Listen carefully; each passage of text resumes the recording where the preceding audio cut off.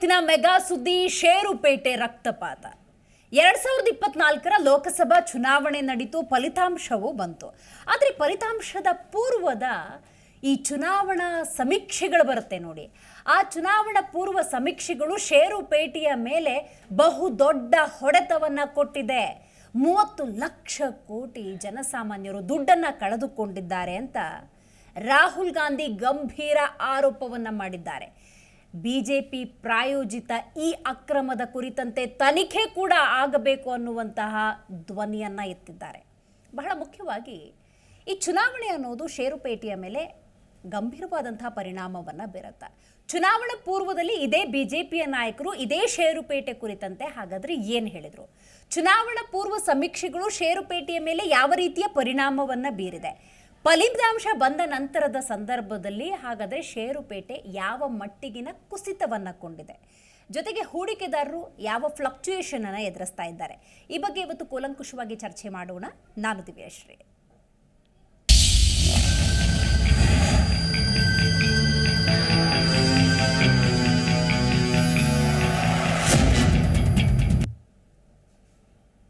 ಸದ್ಯದ ಷೇರುಪೇಟೆಯ ಸ್ಥಿತಿಯನ್ನ ಷೇರುಪೇಟೆಯ ರಕ್ತಪಾತ ಅಂತ ಉಲ್ಲೇಖ ಮಾಡಲಾಗ್ತಾ ಇದೆ.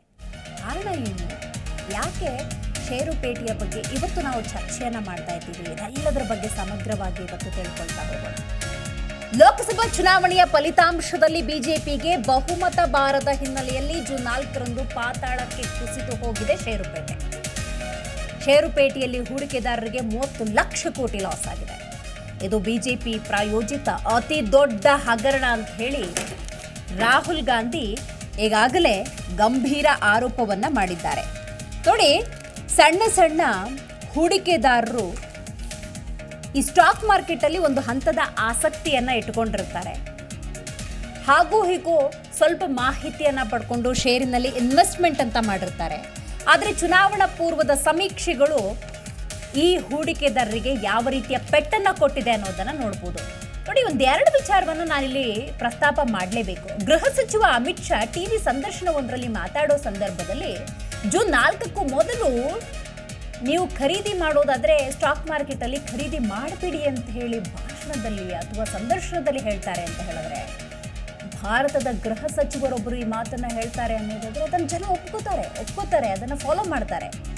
ಇನ್ನು ಮೋದಿ ಮತ್ತು ಅವರ ಸಂಪುಟದ ಕೆಲವು ಸಚಿವರು ಚುನಾವಣಾ ಪ್ರಚಾರದ ಸಂದರ್ಭದಲ್ಲೇ ಈ ಸ್ಟಾಕ್ ಮಾರ್ಕೆಟ್ ಕುರಿತಂತೆ ಹೂಡಿಕೆದಾರರಿಗೆ ಒಂದಷ್ಟು ಸಲಹೆಯನ್ನು ಕೊಡುವಂಥ ನಿಟ್ಟಿನಲ್ಲಿ ಖರೀದಿ ಮಾಡಿ ಎನ್ನುವಂಥ ಸಲಹೆಯನ್ನು ಕೊಟ್ಟಿದ್ದರು. ಇದಕ್ಕೆ ವಿತ್ತ ಸಚಿವೆಯಾಗಿರುವಂತಹ ನಿರ್ಮಲಾ ಸೀತಾರಾಮನ್ ಕೂಡ ಕಾರಣರು ಅಂತ ರಾಹುಲ್ ಗಾಂಧಿ ಗಂಭೀರ ಆರೋಪವನ್ನು ಮಾಡಿದ್ದಾರೆ. ಇದನ್ನು ಸೂಕ್ತ ರೀತಿಯಲ್ಲಿ ತನಿಖೆಯನ್ನು ಮಾಡಲೇಬೇಕು ಅಂತ ಆಗ್ರಹಿಸಿದ್ದಾರೆ. ನೋಡಿ, ಹಾಗಾದರೆ ರಾಹುಲ್ ಗಾಂಧಿ ಮಾಡ್ತಿರುವಂತಹ ಆರೋಪಗಳೇನು, ಷೇರು ಮಾರುಕಟ್ಟೆಯಲ್ಲಿ ಆಗಿರುವಂತಹ ತಲ್ಲಣಗಳೇನು, ಇದೆಲ್ಲದರ ಬಗ್ಗೆ ಒಂದಷ್ಟು ಮಾಹಿತಿ ಇದೆ, ನೋಡ್ತಾ ಹೋಗೋಣ ಬನ್ನಿ. ಇದು ನರೇಂದ್ರ ಮೋದಿ ಅವರ ಷೇರು ಹಗರಣ ಅಂತ ಹೇಳಿ ರಾಹುಲ್ ಗಾಂಧಿ ಗಂಭೀರ ಆರೋಪವನ್ನ ಮಾಡಿದ್ದಾರೆ. ನೋಡಿ, ಒಂದೊಂದೇ ಅಂಶವನ್ನ ನಿಧಾನಕ್ಕೆ ನೋಡ್ತಾ ಹೋಗೋಣ, ಆಗ ಜನರಿಗೂ ಕೂಡ ಅರ್ಥ ಆಗುತ್ತೆ. ಯಾಕಂದ್ರೆ ಭಾರತ ಅಂದಾಗ ಹಾರ್ಡ್ಲಿ 4ರಿಂದ 5% ಅಷ್ಟೇ ಸ್ಟಾಕ್ ಮಾರ್ಕೆಟ್ ಅಂದಾಗ ಗಮನ ಹರಿಸುವಂಥ ಜನರು. ಅದರಲ್ಲೂ ಹಲವರು ದುಡ್ಡನ್ನು ಗಳಿಸ್ತಾರೆ, ಹಲವರು ಕಳ್ಕೊಳ್ತಾರೆ. ಹಾಗಾಗಿ ರಾಹುಲ್ ಗಾಂಧಿ ಆರೋಪ ಇಲ್ಲ. ಚುನಾವಣೆಯ ಸಂದರ್ಭ ಪ್ರಧಾನಿ, ಕೇಂದ್ರ ಗೃಹ ಮತ್ತು ಹಣಕಾಸು ಸಚಿವರಿಂದ ಷೇರು ಮಾರುಕಟ್ಟೆಯ ಮೇಲೆ ಟಿಪ್ಪಣಿಗಳು, ಅದನ್ನೇ ಹೇಳಿದ್ದು. ಚುನಾವಣೆಯ ಪೂರ್ವದಲ್ಲಿ ಈ ಸ್ಟಾಕ್ ಮಾರ್ಕೆಟಲ್ಲಿ ಹೂಡಿಕೆ ಮಾಡಬೇಕು ಅನ್ನುವಂಥ ನಿಟ್ಟಿನಲ್ಲಿ ಕೇಂದ್ರ ಗೃಹ ಮತ್ತು ಹಣಕಾಸು ಸಚಿವರು ಷೇರು ಮಾರುಕಟ್ಟೆ ಮೇಲೆ ಟಿಪ್ಪಣಿ ಮಾಡ್ತಾರೆ. ಪ್ರಧಾನಿ ನರೇಂದ್ರ ಮೋದಿ ಅವರೇ ಒಂದು ಹೇಳಿಕೆಯನ್ನು ಕೊಡ್ತಾರೆ. ಷೇರು ಮಾರುಕಟ್ಟೆ ತುಂಬಾ ವೇಗವಾಗಿ ಮುಂದಕ್ಕೆ ಹೋಗಲಿದೆ. ನಂಬ್ತಾರ್ರಿ ಜನ ಇದನ್ನ, ಯಾಕಂದ್ರೆ ಹೇಳಿದ್ಯಾರು? ದೇಶದ ಪ್ರಧಾನಿ. ಹಾಗಾಗಿ ಒಂದು ಸಣ್ಣ ಸಲಹೆ ಕೂಡ, ಅದನ್ನ ಫಾಲೋ ಮಾಡುವಂತಹ ಷೇರು ಮಾರುಕಟ್ಟೆಯ ಹೂಡಿಕೆದಾರರು ಇರ್ತಾರೆ. ಜೂನ್ 4ರಂದು ಷೇರು ಮಾರುಕಟ್ಟೆ ಗಗನಕ್ಕೆ ಹೋಗುತ್ತೆ, ಜನ ಷೇರು ಖರೀದಿಸಬೇಕು ಅಂತ ಅಮಿತ್ ಶಾ ಹೇಳಿದ್ರು.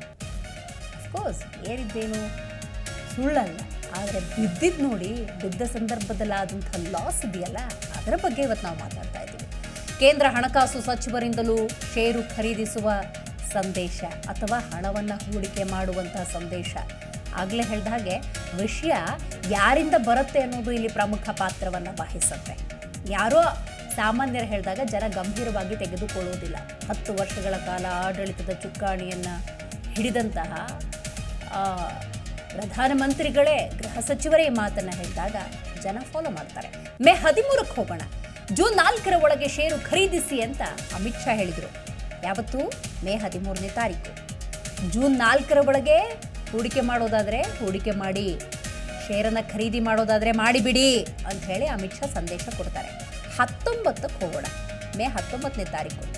ಜೂನ್ 4ರಂದು ಷೇರು ಮಾರುಕಟ್ಟೆ ರೆಕಾರ್ಡ್ ಬ್ರೇಕ್ ಮಾಡುತ್ತೆ ಅಂತ ನರೇಂದ್ರ ಮೋದಿ ಹೇಳ್ತಾರೆ. ಅಫ್ಕೋರ್ಸ್ ಜನ ಇದನ್ನು ಕೂಡ ನಂಬಿದ್ರು. ಜೂನ್ 1 ಏನಾಯಿತು? ಲೋಕಸಭಾ ಚುನಾವಣೆಗೆ ಅಂತಿಮ ಹಂತದ ಮತದಾನ ನಡೆಯಿತು. ಹಲವಾರು ಹಂತಗಳಲ್ಲಿ ಲೋಕಸಭಾ ಚುನಾವಣೆ ನಡೆದಿದ್ದರಿಂದಾಗಿ ಜೂನ್ 1 ಕಡೆಯೇ ಹಂತದ ಮತದಾನ. ಮಾಧ್ಯಮಗಳಿಂದ ಎಕ್ಸಿಟ್ ಪೋಲ್ ಬಿಡುಗಡೆಯಾಯಿತು. ಮಾಧ್ಯಮಗಳಿಂದ ಎಕ್ಸಿಟ್ ಪೋಲ್, ಚುನಾವಣಾ ಪೂರ್ವ ಸಮೀಕ್ಷೆ. ಅದು ಜೂನ್ 3 ಷೇರು ಮಾರುಕಟ್ಟೆಯಲ್ಲಿ ಭಾರಿ ಜಿಗಿತ. 4ಕ್ಕೆ ಫಲಿತಾಂಶ ಬರಬೇಕಿತ್ತು. ಅದರ ಹಿಂದಿನ ದಿವಸ ನೋಡಿ, ಎಕ್ಸ್ಪೆಕ್ಟೇ ಮಾಡದ ರೀತಿಯಲ್ಲಿ ಷೇರು ಮಾರುಕಟ್ಟೆಯಲ್ಲಿ ಭಾರಿ ಜಿಗಿತ ಉಂಟಾಯಿತು. ಎಲ್ಲ ರೆಕಾರ್ಡನ್ನು ಇದು ಬ್ರೇಕ್ ಮಾಡಿತು. ಆದರೆ ಆ ನಂತರ ಏನಾಯಿತು ಅನ್ನೋದು ಬಹಳ ಮುಖ್ಯ. ಜೂನ್ 4 ಫಲಿತಾಂಶದ ದಿನ ಷೇರು ಮಾರುಕಟ್ಟೆಯಲ್ಲಿ ರಕ್ತಪಾತವೇ ನಡೆದು ಹೋಯಿತು.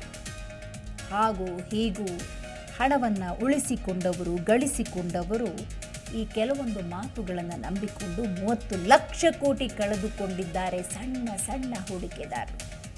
ಇಂಥದ್ದಾಗಬಾರ್ದಿತ್ತು, ಆಗ ಹೋಗಿದೆ ಅನ್ನುವಂಥ ಗಂಭೀರ ಆರೋಪವನ್ನು ರಾಹುಲ್ ಗಾಂಧಿ ಮಾಡ್ತಿದ್ದಾರೆ. ರೈಟ್. ಪ್ರಧಾನಿ ನರೇಂದ್ರ ಮೋದಿ ದೇಶದ ಜನತೆಗೆ ಷೇರು ಮಾರುಕಟ್ಟೆಯಲ್ಲಿ ಹೂಡಿಕೆಗೆ ಸಲಹೆಯನ್ನಾದರೂ ಕೊಟ್ಟಿದ್ಯಾಕೆ ಅನ್ನೋದೇ ರಾಹುಲ್ ಗಾಂಧಿ ಪ್ರಶ್ನೆ. ಅವರವರ ಇಚ್ಛೆಯ ಅನುಸಾರ ಅವರವರ ಹೋಮ್ವರ್ಕ್. ಶೇರ್ ಮಾರುಕಟ್ಟೆ ಅಂತ ಹೇಳಿದ್ರೆ ಅದೊಂದು ರೀತಿ ಹಲವರಿಗೆ ಕಬ್ಬಿಣದ ಕಡಲೆ, which is not easy to digest. ನಾವು ಅಧ್ಯಯನ ಮಾಡದೆ ಹಣವನ್ನು ಹೂಡಿಕೆ ಮಾಡೋದು ಬಹಳ ಕಷ್ಟ ಹಲವರಿಗೆ. ಬಟ್ ಕೆಲವರು ಇದರಲ್ಲಿ ಎಕ್ಸ್ಪರ್ಟೆನ್ಸಿಯನ್ನು ಹೊಂದಿರ್ತಾರೆ. ಅಂಥವರು ಕೂಡ ಹಣವನ್ನು ಕಳೆದುಕೊಳ್ಳುವಂಥ ಸಾಧ್ಯತೆ ಇರುತ್ತೆ. ಸೊ ಹಾಗಾಗಿ ಬಹಳ ಅಧ್ಯಯನ ಮುಖ್ಯ. ಹಾಗಾಗಿ ರಾಹುಲ್ ಗಾಂಧಿ ಪ್ರಶ್ನೆ ಮಾಡ್ತಿರೋದು ಇಷ್ಟೇ: ದೇಶದ ಪ್ರಧಾನಿಯಾಗಿದ್ದುಕೊಂಡು ದೇಶದ ಜನತೆಗೆ ಷೇರು ಮಾರುಕಟ್ಟೆಯಲ್ಲಿ ಹೂಡಿಕೆಗೆ ಸಲಹೆ ಕೊಟ್ಟಿದ್ದು ಯಾಕೆ ಅಂತ ಪ್ರಶ್ನೆ ಮಾಡಿದ್ದಾರೆ. ಹೂಡಿಕೆ ಮಾಡಿದ 5 ಕೋಟಿ ಕುಟುಂಬಗಳಿಗೆ ಪ್ರಧಾನಿ ಮತ್ತು ಗೃಹ ಮಂತ್ರಿ ಷೇರು ಖರೀದಿಯ ಆದೇಶ ಕೊಟ್ಟಿದ್ಯಾಕೆ? ಸಂದರ್ಶನ ನಡೆದ 2 ವಾಹಿನಿ ಅದಾನಿ ಒಡೆತನದ್ದು. ಇಲ್ಲಿಗೆ ಬಂತು ನೋಡಿ ಪಾಯಿಂಟ್. ಯಾಕೆ ರಾಹುಲ್ ಗಾಂಧಿ ಧ್ವನಿ ಎತ್ತಿದ್ದಾರೆ ಅಂತ ನೋಡುವುದಾದರೆ, ಈ ಸಂದರ್ಶನ ಕೊಟ್ಟಿದ್ರು ನೋಡಿ, ಆ ಸಂದರ್ಶನ ಕೊಟ್ಟಿದ್ದ ವಾಹಿನಿ ಯಾರ ಒಡೆತನದ್ದು ಅಂತ ನೋಡೋದಾದರೆ ಅದಾನಿ ಒಡೆತನದ್ದು. ಮತ್ತು ಇವುಗಳ ಪಾತ್ರದ ಬಗ್ಗೆ ಸೆಬಿ ತನಿಖೆಯಾಗಬೇಕು ಅಂತ ಹೇಳಿದ್ದಾರೆ. ಫೇಕ್ ಎಕ್ಸಿಟ್ ಪೋಲ್ ಹಾಗೂ ವಿದೇಶಿ ಹೂಡಿಕೆದಾರರ ಜೊತೆ ಹಾಗಾದರೆ ಬಿಜೆಪಿಗೆ ಸಂಬಂಧ ಇದೆಯಾ ಅನ್ನುವಂಥ ನೇರ ಪ್ರಶ್ನೆಯನ್ನು ರಾಹುಲ್ ಗಾಂಧಿ ಎತ್ತಿದ್ದಾರೆ. ಎಕ್ಸಿಟ್ ಪೋಲ್ ಬಂದರೆ ಇಲ್ಲಿ ರಾಹುಲ್ ಗಾಂಧಿ ಸಂಶಯವನ್ನು ವ್ಯಕ್ತಪಡಿಸ್ತಾ ಇರಲಿಲ್ಲ. ಸಮೀಕ್ಷೆ ಆಗತ್ತೆ, ಒಂದಷ್ಟು ಜನರು ಸರ್ವೆಯನ್ನು ಮಾಡ್ತಾರೆ, ಬರುವಂಥ ಫಲಿತಾಂಶವನ್ನು ದೇಶದ ಜನರ ಮುಂದಿಡ್ತಾರೆ ಅಂತ ರಾಹುಲ್ ಗಾಂಧಿ ಸುಮ್ಮನಾಗ್ತಿದ್ರು ಅಂತ ಅನಿಸುತ್ತೆ. ಬಟ್ ಇಲ್ಲಿ ಫೇಕ್ ಎಕ್ಸಿಟ್ ಪೋಲ್ ಪರಿಣಾಮ ಹಲವರು ಹೂಡಿಕೆಯನ್ನು ಮಾಡಿ ಹಣ ಕಳ್ಕೊಂಡಿದ್ದಾರೆ ಅನ್ನೋದೇ ಗಂಭೀರ ಆರೋಪ. ವಿದೇಶಿ ಹೂಡಿಕೆದಾರರ ಜೊತೆ ಹಾಗಾದರೆ ಬಿಜೆಪಿಗೆ ಸಂಬಂಧ ಇದೆಯಾ ಅಂತ ಪ್ರಶ್ನೆ ಮಾಡಿದ್ದಾರೆ. ಮೋದಿ, ಅಮಿತ್ ಶಾ ಎಕ್ಸಿಟ್ ಪೋಲ್ ಸಮೀಕ್ಷೆ ಪ್ರಕಟಿಸಿದ ಸಂಸ್ಥೆಗಳ ಮೇಲೆ ಜೆಪಿಸಿ ತನಿಖೆ ಆಗಬೇಕು ಅಂತ ಹೇಳಿದ್ದಾರೆ. ಈ ಇಡೀ ಘಟನಾಕ್ರಮದ ಬಗ್ಗೆ ತನಿಖೆ ಆಗಬೇಕು, ದೇಶದ ಜನತೆಗೆ ನಿಜ ಗೊತ್ತಾಗಬೇಕು ಅನ್ನೋದು ರಾಹುಲ್ ಗಾಂಧಿ ಬಿಗಿಪಟ್ಟಾಗಿದೆ. ಹಾಗಾಗಿ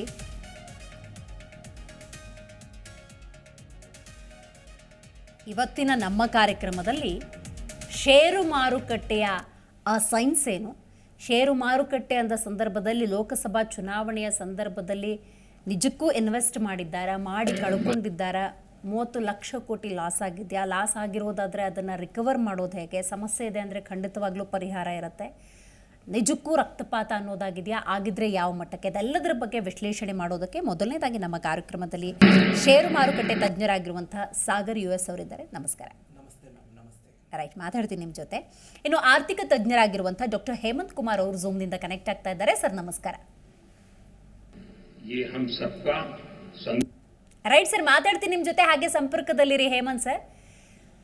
ಷೇರು ಮಾರುಕಟ್ಟೆಯಿಂದ ಆಗಿರುವಂತಹ ಅನ್ಯಾಯಕ್ಕೆ ಹೂಡಿಕೆದಾರರಿಗೆ ಸರಿಯಾದಂತಹ ನ್ಯಾಯ ಸಿಗಬೇಕು ಮತ್ತು ಸತ್ಯ ಅನ್ನೋದು ಹೊರಗೆ ಬರಬೇಕು ಅನ್ನೋದು ರಾಹುಲ್ ಗಾಂಧಿ ಅವರ ವಾದ ಆಗಿದೆ. ಲೋಕಸಭಾ ಚುನಾವಣೆ ಅನ್ನೋದು ಹಾಗಾದ್ರೆ ಈ ಸ್ಟಾಕ್ ಮಾರ್ಕೆಟ್ ಮೇಲೆ ಗಂಭೀರವಾದಂತಹ ಪರಿಣಾಮ ಬೀರಿದ್ಯಾ? ನರೇಂದ್ರ ಮೋದಿ, ಗೃಹ ಸಚಿವ ಆಗಿರುವಂತಹ ಅಮಿತ್ ಶಾ ಅವರು ಕೊಟ್ಟಂತಹ ಮಾತನ್ನ ನಂಬಿ ಜನರು ಖರೀದಿ ಮಾಡಿದ್ದಾರಾ? ಮಾಡಿದ್ರೆ ಎಷ್ಟರ ಮಟ್ಟಿಗೆ ಲಾಸ್ ಆಗಿದೆ? ಇದೆಲ್ಲದರ ಬಗ್ಗೆ ತಿಳಿಸ್ಕೊಡೋದಕ್ಕೆ ಇವತ್ತು ನಮ್ಮ ಕಾರ್ಯಕ್ರಮದಲ್ಲಿ ಮತ್ತೊಬ್ಬ ಅತಿಥಿ ಕೂಡ ಜಾಯ್ನ್ ಆಗಿದ್ದಾರೆ. ಚಾರ್ಟೆಡ್ ಅಕೌಂಟೆಂಟ್ ಆಗಿರುವಂತಹ ದಯಾನಂದ್ ಅವರು. ಸರ್, ಕಾರ್ಯಕ್ರಮಕ್ಕೆ ಸ್ವಾಗತ. ನಮಸ್ಕಾರ. ರೈಟ್, ಇವತ್ತಿನ ಸಬ್ಜೆಕ್ಟು ಸರ್ ಸ್ಟಾಕ್ ಮಾರ್ಕೆಟ್, ಅದ್ರ ಜೊತೆಗೇನೆ ಲೋಕಸಭಾ ಚುನಾವಣೆಯ ರಿಸಲ್ಟ್ಸ್. ವಿಷಯ ಹೇಳ್ಬಿಡ್ತೀನಿ. ಚುನಾವಣಾ ಪೂರ್ವದಲ್ಲಿ ಒಂದಷ್ಟು ಸಮೀಕ್ಷೆಗಳು ಅಂತ ಬರ್ತವೆ. ಅದಕ್ಕೂ ಪೂರ್ವದಲ್ಲಿ ಚುನಾವಣಾ ಪ್ರಚಾರ ಆಗುವಾಗ ಮೇ 13, 14 ಈ ಸಂದರ್ಭದಲ್ಲಿ ಎಲೆಕ್ಷನ್ ರಿಸಲ್ಟ್ಸ್ ಬರುತ್ತೆ ನೋಡಿ, 4ನೇ ತಾರೀಕು ಜೂನು. ಅಷ್ಟರೊಳಗೆ ಅಪ್ಪಾಗ್ಬಿಡುತ್ತೆ ಸ್ಟಾಕ್ ಮಾರ್ಕೆಟು, ಖರೀದಿ ಮಾಡಿಬಿಡಿ, ಲಾಭ ತೊಗೊಂಬಿಡಿ ಅಂತ ಅನೌನ್ಸ್ ಮಾಡಿದ್ರು. ಫಲಿತಾಂಶ ಬಂತು, ಮೆಜಾರಿಟಿ ಏನು ಬರಲಿಲ್ಲ. ಹಾಗಾಗಿ 30 ಲಕ್ಷ ಕೋಟಿ ಹಣವನ್ನು ಜನಸಾಮಾನ್ಯರು ಕಳ್ಕೊಂಡಿದ್ದಾರೆ, ಅದರಲ್ಲೂ ಸಣ್ಣ ಹೂಡಿಕೆದಾರರು ಕಳ್ಕೊಂಡಿದ್ದಾರೆ. ಇದು ಭಾರಿ ಅನ್ಯಾಯ ಆಗಿದೆ. ಈ ಅನ್ಯಾಯವನ್ನು ಒಪ್ಪೋದಿಲ್ಲ, ತನಿಖೆ ಆಗಬೇಕು ಅಂತ ರಾಹುಲ್ ಗಾಂಧಿ ಗಂಭೀರ ಆರೋಪ ಮಾಡಿದ್ದಾರೆ. ಹೌದಾ ಅನ್ನೋದೇ ನನ್ನ ಪ್ರಶ್ನೆ. ಸೊ ಇದು ಆ್ಯಕ್ಚುಲಿ ಯಾವುದೇ ಪಾರ್ಟಿ ಆಗಿರ್ಬೋದು, ಯಾರೇ ಪರ್ಸನ್ ಆಗಿರ್ಬೋದು, they are always positive in their life. Okay, S.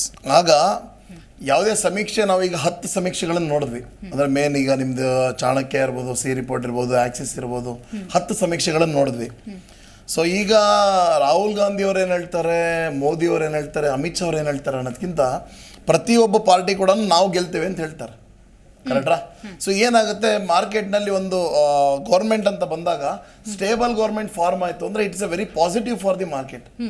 So ಆ ಒಂದು ಉದ್ದೇಶದಿಂದ ಖರೀದ್ लो 4 तारीख के पहले, उसके बाद में आगे जाएगा, बहुत ऊपर जाएगा ಅಂತ ಹೇಳಿದ್ರು. ಅಂದ್ರೆ ಒಂದು ಪಾಸಿಟಿವ್ ಮೈಂಡ್ ಸೆಟ್ ನ ಹೇಳಿರ್ತಕ್ಕಂಥದ್ದು. ಸೊ ಹಾಗಾದ್ರೆ 18,000ದಲ್ಲಿ ಇತ್ತು ಇದೇ ವರ್ಷ, ಲೋಯೆಸ್ಟ್ 18,000 ಇತ್ತು. ಆ 18,000ದಿಂದ ನಿಫ್ಟಿ ಇವತ್ತು 23,330 ತನಕ ರ್ಯಾಲಿ ಆದಾಗ ಈ ಪ್ರಶ್ನೆನ ಯಾರು ಕೇಳಲಿಲ್ಲ, ಯಾಕೆ 5,000 ಪಾಯಿಂಟ್ ಮೇಲೆ ಹೋಯ್ತು ಅಂತ. ಈ 5,000 ಪಾಯಿಂಟ್ ಅವತ್ತು ಮೆಜಾರಿಟಿ ಅವರಿಗೆ ಬಿಜೆಪಿಗೆ ಬರಲಿಲ್ಲ ಅನ್ನೋದು ಎಲ್ಲರಿಗೂ ಒಂಥರ ಏನಾಗಿದೆ ಅಂದ್ರೆ, ಇದು ಸಮೀಕ್ಷೆಗೂ ಕೂಡ 10 ಸಮೀಕ್ಷೆಯಲ್ಲಿ 10 ಫೇಲ್ ಆಗಿರ್ತಕ್ಕಂಥದ್ದು. ಪ್ರತಿಯೊಬ್ರು ಏನ್ ಹೇಳಿದ್ರು, ಮೆಜಾರಿಟಿ, ಸಿಂಗಲ್ ಮೆಜಾರಿಟಿ ಬರುತ್ತೆ ಬಿಜೆಪಿಗೆ ಅಂತ ಹೇಳಿ. ಯಾಕೆ ಹಂಗಾಯ್ತು ಅಂದ್ರೆ, ಆ ಚುನಾವಣಾ ಪೂರ್ವ ಎಕ್ಸಿಟ್ ಪೋಲ್ ಮಾಡ್ತಾರೆ ನೋಡಿ, ಅದು ಕೂಡ ಬಿಜೆಪಿ ಪ್ರಾಯೋಜಿತ ಆಗಿತ್ತು ಅಂತ ಹೇಳ್ತಾರೆ.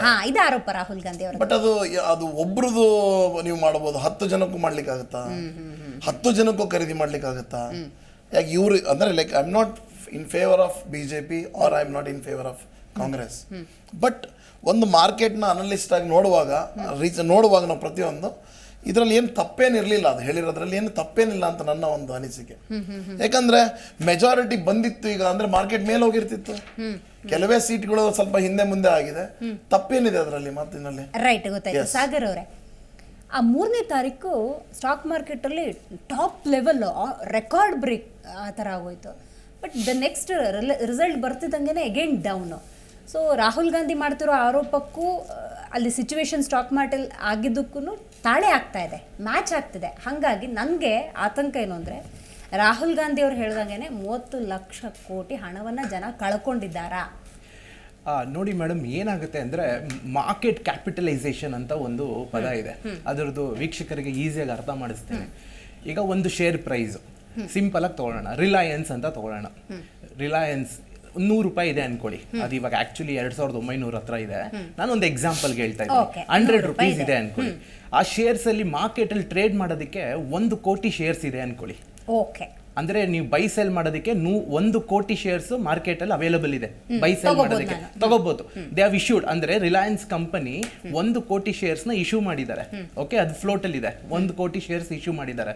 ಈಗ ಒಂದು ಶೇರ್ ಪ್ರೈಸ್ 100 ರೂಪಾಯಿ. ಮಾರ್ಕೆಟ್ ಕ್ಯಾಪಿಟಲೈಸೇಷನ್ ಅಂದ್ರೆ ಏನು ಅಂದ್ರೆ, 100 ರೂಪಾಯಿ ಇಂಟು 1 ಕೋಟಿ ಮಾಡಿದ್ರೆ ಎಷ್ಟಾಯ್ತು? 100 ಇಂಟು 1 ಕೋಟಿ ಶೇರ್ ಅಂದ್ರೆ ಎಷ್ಟಾಯ್ತು? 100 ಕೋಟಿ ಆಯ್ತು. 100 ಕೋಟಿ ಆಯ್ತು. ಅದು ಮಾರ್ಕೆಟ್ ಕ್ಯಾಪಿಟಲೈಸೇಷನ್. ಇದು ಸೋಮವಾರ ಅನ್ಕೊಳ್ಳೋಣ. ಸೋಮವಾರ 100 ರೂಪಾಯಿ ಕ್ಲೋಸ್ ಆಯ್ತು. ನಿಮ್ಗೆ ಎಕ್ಸಾಂಪಲ್ ಅಲ್ಲಿ ತಿಳಿಸ್ಕೊಡ್ತೀನಿ. 100 ರೂಪಾಯಿ ಕ್ಲೋಸ್ ಆಯ್ತು, 1 ಕೋಟಿ ಶೇರ್ಸ್ ಬಿಟ್ಟಿದ್ರು ಮಾರ್ಕೆಟ್. ಅದು ನಾನು ಜೂನ್ 3 ಅನ್ಕೊಂಡ್ಲಾ? 3 ಅನ್ಕೊಳ್ಳಿ, ಈಗ ಎಲೆಕ್ಷನ್ ರಿಸಲ್ಟ್ಸ್ ಅನ್ಕೊಳ್ಳಿ. ಇಲ್ಲ ಹಂಗ್ ಮಾಡೋದ್ ಬೇಡ, ಜನವರಿ 1 ಅನ್ಕೊಳ್ಳೋಣ, ಜೂನ್ ಆಮೇಲೆ ಬರೋಣ. ಜನವರಿ 1 100 ರೂಪಾಯಿ ಕ್ಲೋಸ್ ಆಯ್ತು ಅನ್ಕೊಳ್ಳೋಣ. ಜನವರಿ 10ನೇ ತಾರೀಕು 110 ರೂಪಾಯಿ ಹೋಯ್ತು ಅನ್ಕೊಳ್ಳಿ. ಆಯ್ತು, 110 ರೂಪಾಯಿ ಹೋಯ್ತು ಅಂದ್ರೆ 110 ಇಂಟು ತಿರ್ಗಾ 1 ಕೋಟಿಗೆ. ಸೊ 110 ಕೋಟಿ ಆಯ್ತು ಮಾರ್ಕೆಟ್ ಕ್ಯಾಪಿಟಲೈಸೇಷನ್.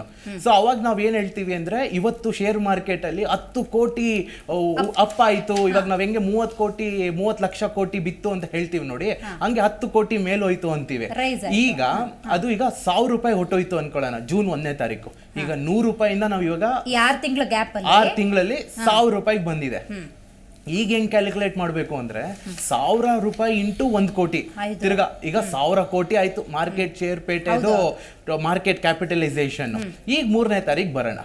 3ನೇ ತಾರೀಕಲ್ಲಿ ಏನಾಯ್ತು ಅಂದ್ರೆ ಅವತ್ತು 1000 ರೂಪಾಯಿ ಇದ್ದಿದ್ದು 850 ರೂಪಾಯಿ ಬಂತು ಅನ್ಕೊಳ್ಳೋಣ. ಓಕೆ, 800 ಈಸಿ ಕ್ಯಾಲ್ಕುಲೇಷನ್, ಎಲ್ಲರಿಗೂ ಈಸಿಯಾಗಿ ಅರ್ಥ ಆಗ್ಲಿ, ರೌಂಡ್ ಫಿಗರ್ 800 ರೂಪಾಯಿ ಅನ್ಕೊಳ್ಳೋಣ. ಈಗ 800 ರೂಪಾಯಿ ಇಂಟು 1 ಕೋಟಿ ಅಂದ್ರೆ 800 ಕೋಟಿ ಆಯ್ತು. ಇಲ್ಲಿ ಆರೋಪ ಏನು ಅಂದ್ರೆ 200 ಕೋಟಿ ಬಿದೋಯ್ತು ಅಂತ ಹೇಳ್ತಾ ಇದೀವಿ. ಅದು ಪ್ರತಿದಿನ ಏರುಪೇರು ಆಗ್ತಾ ಇರುತ್ತೆ.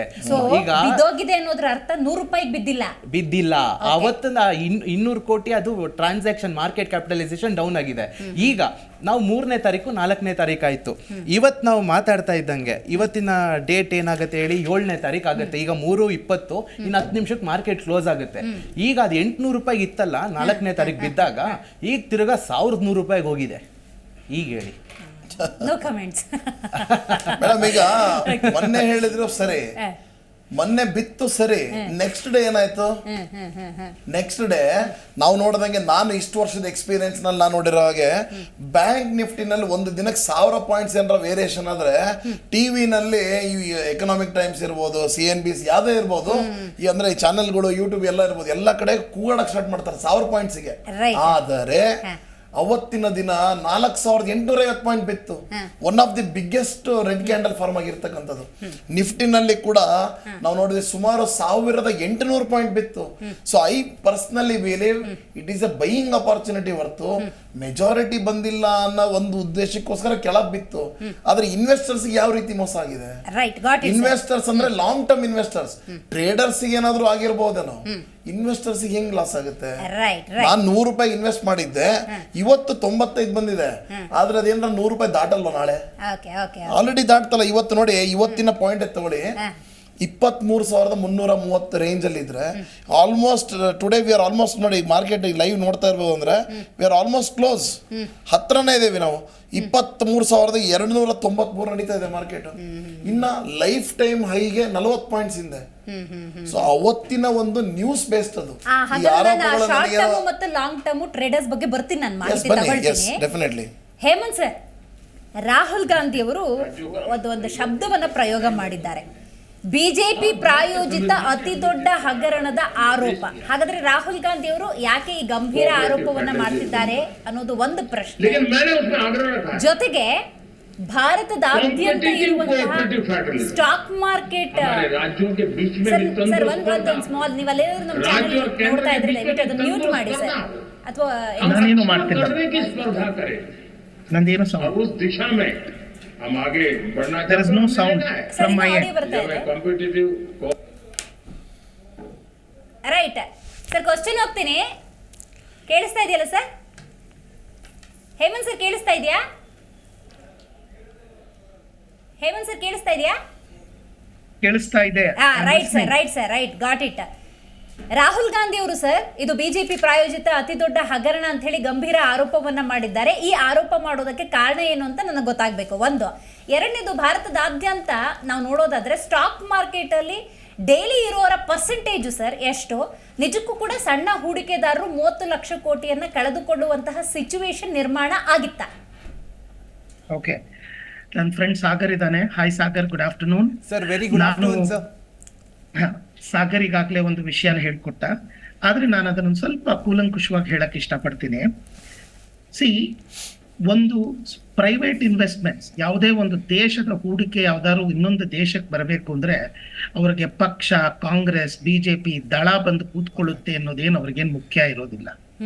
ಅವ್ರಿಗೆ ಮುಖ್ಯವಾಗಿ ಬೇಕಾಗಿರೋದು ಏನು ಅಂದ್ರೆ ಒಂದು ಸುಭದ್ರತೆ.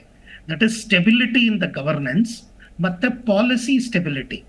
ಇವ್ರು ಮಾಡೋ ಪಾಲಿಸಿ ನೆಕ್ಸ್ಟ್ 10 ವರ್ಷ 15 ವರ್ಷ ಸ್ಟೆಬಿಲಿಟಿ ಇರುತ್ತಾ ಅಂತ ನೋಡಿಕೊಂಡು ಅವರ ದುಡ್ಡನ್ನ ಹೂಡಿಕೆ ಮಾಡೋದಕ್ಕೆ ಬರ್ತಾರೆ. ಓಕೆ. ಇದು FII ಮತ್ತೆ FDI ಇನ್ವೆಸ್ಟ್ಮೆಂಟ್ ಮತ್ತೆ ಈ ತರ ಶೇರ್ ಟ್ರೇಡಿಂಗ್ ಗಳಿಗೆ ಬರೋ ಒಂದು ವಿವಾದ.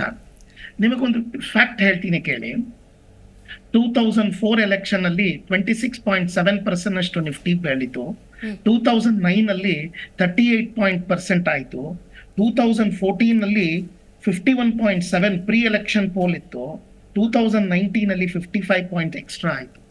What I want to tell you is, ಪ್ರತಿಯೊಂದು ಸಲಿದು ಒಂದು ಹೊಸ ಒಂದು ಎಲೆಕ್ಷನ್ ಆಗತ್ತೆ ಅಂದ್ರೆ ಒಂದು ಪಾಸಿಟಿವಿಟಿಯಿಂದ ಹೋಗ್ತೀವಿ. ಎಸ್ಪೆಷಲಿ ಈ ಪರ್ಟಿಕ್ಯುಲರ್ ಇದೇನಾಯ್ತು ಅಂತ ಹೇಳಿದ್ರೆ, ಸರ್ಕಾರ ಯಾವುದೇ ಆದ ಒಂದು ತಾವೇ ಸ್ವಯಂಕೃತ ಅಪರಾಧಗಳನ್ನ ಮಾಡ್ಕೊಂಡಿರ್ಲಿಲ್ಲ. ಓಕೆ. ಮಾಡ್ಕೊಳ್ದಿರಾ ಎಲ್ಲರಿಗೂ, ಶ್ರೀಸಾಮಾನ್ಯನಿಗೂ ಅಷ್ಟೇ, ಈ ಸರ್ಕಾರ ಬರುತ್ತೆ, ಈ ಸರ್ಕಾರ ಒಳ್ಳೇದು ಅನ್ನೋ ಮನೋಭಾವದಲ್ಲಿ ಇದ್ರು. ಅದಕ್ಕೆ ಎವಿಡೆನ್ಸ್ ಆಗಿ ಒಂದು ಹೇಳ್ತೀನಿ ಕೇಳಿ. ಈ ಸಲ ಎಲೆಕ್ಷನ್ ನಲ್ಲಿ 32 ಸೀಟ್ಗಳು ಬಿಜೆಪಿ ಅವರು ಕೇವಲ 2,500ದಿಂದ 30,000 ವೋಟಲ್ ಸೋತಿದ್ದಾರೆ. ಓಕೆ. ಹಲೋ, ಕೇಳಿಸ್ತಾ ಇದೆಯಾ? ಗೊತ್ತಾಗ್ತಿದೆ ಸರ್, ಪ್ಲೀಸ್ ಕಂಟಿನ್ಯೂ. 2,500ದಿಂದ 32,500 35 ಅಂತ ಇಟ್ಕೊಳ್ಳಿ. 35,000ದಲ್ಲಿ 32 ಸೀಟ್ ಕಳ್ಕೊಂಡಿದ್ದಾರೆ. ಆ 32 ಸೀಟ್ ಬಂದಿತ್ತು ಅಂತ ಹೇಳಿದ್ರೆ ಬಿಜೆಪಿ ಅವರ ಸ್ವತಃವಾಗಿ ಸಿಂಪಲ್ ಮೆಜಾರಿಟಿಗೆ ಬಂದಿರೋರು. ಅದರ ಜೊತೆಗೆ ಎಂಟೈರ್ ಇವರದು NDA ಆಲ್ಮೋಸ್ಟ್ 230 ಒಳಗೆ ಬರ್ತಿತ್ತು. ಪ್ರಿಡಿಕ್ಷನ್ ಇದ್ದಿದ್ದು 250 to 260, ಒಂದು 15-20 ಈ ಕಡೆ ಆ ಕಡೆ ಆಯ್ತು. ಇಂಥ ಪರಿಸ್ಥಿತಿನಲ್ಲಿ ಏನಾಗುತ್ತೆ ಅಂದ್ರೆ, ಯಾವುದೇ ಒಂದು ಪ್ರೈವೇಟ್ ದೇಶಗಳು ಕೂಡ ಇಲ್ಲಿ ದುಡ್ಡು ಮಾಡ್ಕೋಬಹುದು ಅನ್ನೋ ಪ್ರವೃತ್ತಿಯಿಂದ ದುಡ್ಡು ಹಾಕಿರ್ತಾರೆ. ಓಕೆ. ನಮ್ಮವರು ಬೇಸಿಕಲಿ ಶ್ರೀಸಾಮಾನ್ಯ ಇಂಥ ಡೇ ಟು ಡೇ ಆಟಗಳಿಗೆ ಹೋಗೋದು ಕಮ್ಮಿ. ಅವನು ಹೇಗಿದ್ರು ಪೋರ್ಟ್ಫೋಲಿಯೋ ತಗೊಂಡು, ಸಾಗರ್ ಇದನ್ನು ಚೆನ್ನಾಗಿ ಎಕ್ಸ್ಪ್ಲೈನ್ ಮಾಡ್ತಾನೆ, ಮಾಡ್ತಾರೆ. ಅವ್ನು ನನ್ನ ಫ್ರೆಂಡ್, ಆದ್ರಿಂದ ಸಲಿಗೆ ತಗೊಂಡೆ. ಅದ್ರಲ್ಲಿ ಏನಾಗುತ್ತೆ ಅಂದ್ರೆ, ಇಂಟ್ರಾಡೇ ಟ್ರೇಡ್ ಮಾಡೋರ್ಗೆ ಮಾತ್ರ ಆಗತ್ತೆ. ಈಗ ನಾವು ಸಮೀಕ್ಷೆಗಳ ಬಗ್ಗೆ ಹೇಳಿದ್ರಲ್ಲ, ನಮ್ಮ ಲೋಕಲ್ ಆಕ್ಸೆಸ್ ಆಗ್ಬಾರ್ದು, ಇಂಡಿಯಾ ಟುಡೇ ಆಗಿರ್ಬೋದು, ಇವೆಲ್ಲ ನಮ್ಮ ಇಂಡಿಯಾ ಸಮೀಕ್ಷೆಗಳು. ಇದೇ ರೀತಿ ನಮ್ಮ ದೇಶದ ಬಗ್ಗೆ ಬೇರೆ ಬೇರೆ ದೇಶಗಳು, ಬೇರೆ ಬೇರೆ ಸೆಫಾಲಜಿಸ್ಟ್ಗಳು ಕೂಡ ನಮ್ಮ ರಾಜ್ಯದಲ್ಲಿ ಎಷ್ಟು ಸೀಟ್ ಬರುತ್ತೆ ಅನ್ನೋದನ್ನ ಪ್ರೆಡಿಕ್ಟ್ ಮಾಡಿರ್ತಾರೆ. ಅದರ ಡೇಟಾ ಫಾರಿನ್ ಟ್ರೇಡರ್ಸು, ಇನ್ವೆಸ್ಟರ್ಸ್ ಹತ್ರನೂ ಇರುತ್ತೆ, ದೊಡ್ಡ ದೊಡ್ಡ ಹೂಡಿಕೆದಾರರ ಹತ್ರ ಇರುತ್ತೆ. ಆ ಬೇಸಿಸ್ ನ ಇಟ್ಕೊಂಡೇ ಅವರು ಕೂಡ ಹೂಡಿಕೆ ಮಾಡೋದು ಒಂದು ದೇಶದಲ್ಲಿ. ಫಾರಿನ್ ರಿಪೋರ್ಟ್ ಪ್ರಕಾರ ಬಿಜೆಪಿಗೆ ಸ್ವತಃವಾಗಿ 303 ಬರಬೇಕು ಅನ್ನೋ ಒಂದು ಪ್ರೆಡಿಕ್ಷನ್ ಇತ್ತು. ಅದು ಬರಲಿಲ್ಲ. ನಮ್ಮ ಎಲೆಕ್ಷನ್ ಕೊನೆ ಹಂತದ ಮುಗಿದು 2 ದಿನ ವಿಂಡೋ ಇದ್ದಿದ್ದು ನಮಗೆ. ಭಾನುವಾರ, ಸೋಮವಾರ, ಮಂಗಳವಾರ ಕೌಂಟಿಂಗ್ ಆಯ್ತು. ಪಾಸಿಟಿವಿಟಿ ಮಾರ್ಕೆಟ್ ನಲ್ಲಿ ತುಂಬಾ ಇತ್ತು. ಮತ್ತೆ ಒಂದು ಏನಾಯ್ತು ಅಂದ್ರೆ, ಒಂದು ಸೂಕ್ಷ್ಮವಾದ ಪ್ರಾಬ್ಲಮ್ ಅಂದ್ರೆ, ಬಿಜೆಪಿ ಒಂಟಿ ಸಲಗ ತರ. ಇವಾಗ ನೀವು ಗಮನಿಸಿರ್ಬೋದು, ವಾಜಪೇಯಿ ಗವರ್ನಮೆಂಟ್ ನಲ್ಲಿ 2ನೇ ಟರ್ಮ್ ನಲ್ಲಿ ಬಂದಾಗ್ಲೂ ಅಷ್ಟೇ ಬಿಜೆಪಿ ಬಂದೇ ಬಿಡುತ್ತೆ ಅನ್ನೋ ಒಂದು ವಾತಾವರಣ ಇತ್ತು. ಆದ್ರೆ ಆಗಿನ ಬೇರೆ. ಓಕೆ ಸರ್, ಕೇಳ್ತಾ ಇದೆಯಾ? ಓಕೆ ಓಕೆ ಓಕೆ, ನೆಟ್ವರ್ಕ್ ಸಾಧ್ಯ ಆಗ್ತಾ ಇಲ್ಲ.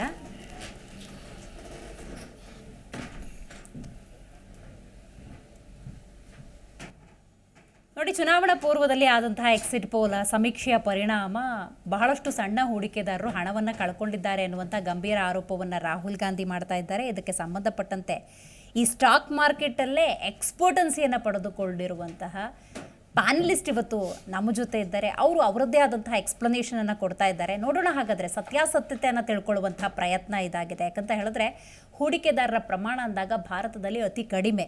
ಸ್ಟಾಕ್ ಮಾರ್ಕೆಟ್ ಬಗ್ಗೆ ಇಂಟ್ರೆಸ್ಟನ್ನು ಹೊಂದಿದ್ರೂ ಕೂಡ ಕೊಂಚ ಆತಂಕದಲ್ಲಿ ಅತ್ತ ಕಡೆ ಗಮನ ಹಾಕ್ತಾ ಇಲ್ಲ. ಹಾಗಾಗಿ ಈ ಸ್ಟಾಕ್ ಮಾರ್ಕೆಟ್ನ ಪ್ಲಸ್ ಆ್ಯಂಡ್ ಮೈನಸ್ ಬಗ್ಗೆ ತಿಳ್ಕೊಳ್ತಾ ಹೋಗೋಣ. ಷೇರುಪೇಟೆಯಲ್ಲಾಗಿರುವಂಥ ರಕ್ತಪಾತದ ಕುರಿತಂತೆ ನಾವು ಮಾತಾಡ್ತಾ ಇದ್ದೀವಿ. ರಕ್ತಪಾತ ನಿಜಕ್ಕೂ ಆಗಿದೆಯಾ? ಹೂಡಿಕೆದಾರರಿಗೆ ಲಾಸ್ ಆಗಿದೆಯಾ? ಅಥವಾ ಡೈಲಿ ಟ್ರೇಡರ್ಸ್ ಅಂತ ಇರ್ತಾರೆ ನೋಡಿ, ಇಲ್ಲಿ ಷೇರುಪೇಟೆಯನ್ನು ಒಂದು ರೀತಿ ಜೂಜಾಟದ ರೀತಿ ಬಳಕೆ ಮಾಡ್ಕೊಳ್ತಿರ್ತಾರಲ್ಲ, ಅವರ ಲಾಸ್ ಆಗಿದೆ. ಇದ್ರ ಬಗ್ಗೆ ಒಂದಷ್ಟು ಕ್ಲಾರಿಟಿ ಬೇಕಾಗುತ್ತೆ. ಹೇಮಂತ್ ಸರ್, ನೀವಾಗಲೇ ಮಾತಾಡ್ತಾ ಇದ್ರಿ, ಹೂಡಿಕೆ ಅಂತ ಸಂದರ್ಭದಲ್ಲಿ ಒಂದು ಸುಭದ್ರ ಸರ್ಕಾರವನ್ನು ನೆಚ್ಚಿಕೊಂಡೇ ಇನ್ವೆಸ್ಟ್ಮೆಂಟ್ ಅನ್ನೋದು ಆಗೋದು ಅಂತ ಹೇಳಿ. Sir please continue. ಅದನ್ನ ಮ್ಯಾಮ್ ಅದರಲ್ಲಿ ಯಾಕೆ ಇದು ಒಂದ್ ಸ್ವಲ್ಪ NDA ಲಾಸ್ಟ್ ವಾಜಪೇಯಿ ಗವರ್ನಮೆಂಟ್ಗೂ ಬರಲಿಲ್ಲ, ಯಾತಕ್ಕೆ ಹೇಳ್ತೀನಿ ಅಂದ್ರೆ ಅಪೋಸಿಷನ್ಗಳು ಸ್ಟ್ರಾಂಗೆಸ್ಟ್ ಪಾರ್ಟಿ. ಇವತ್ತು ನೋಡಿ 241 ಇಸ್ ನಾಟ್ ಅ ಸ್ಮಾಲ್ ಇದು ಒಂದು ಮೆಜಾರಿಟಿ ನೋಡಿದ್ರೆ ಎಂಟೈರ್ ಇಂಡಿ ಅಲಯನ್ಸ್ ಪೂರ್ತಿ ಸೇರಿದ್ರು ಇದರ ಕಾಂಬಿನೇಷನ್ ಬಂದಿಲ್ಲ. ಆದ್ರೆ ಪ್ರಾಬ್ಲಮ್ ಏನಿತ್ತು ಅಂದ್ರೆ ನಿತೀಶ್ ಕುಮಾರ್ ಮತ್ತೆ ಇವರಲ್ಲಿ ಎಲ್ಲೋ ಒಂದು ಫುಲ್ ಮೆಜಾರಿಟಿ ಪಾಸ್ಟ್ 2 ಸಲಿನೂ ಫುಲ್ ಮೆಜಾರಿಟಿ ಆಗಿ ಇವರ ಡಿಸಿಷನ್ ತಗೊಳ್ಳೋದಕ್ಕೆ ಕಂಪ್ಲೀಟ್ ವಾದ ಸ್ವಾತಂತ್ರ್ಯ ಇತ್ತು, ಒಂದು ಪಾಲಿಸಿ ಸ್ಟೆಬಿಲಿಟಿ ಸಿಗುತ್ತೆ ಅಂತ ಇತ್ತು.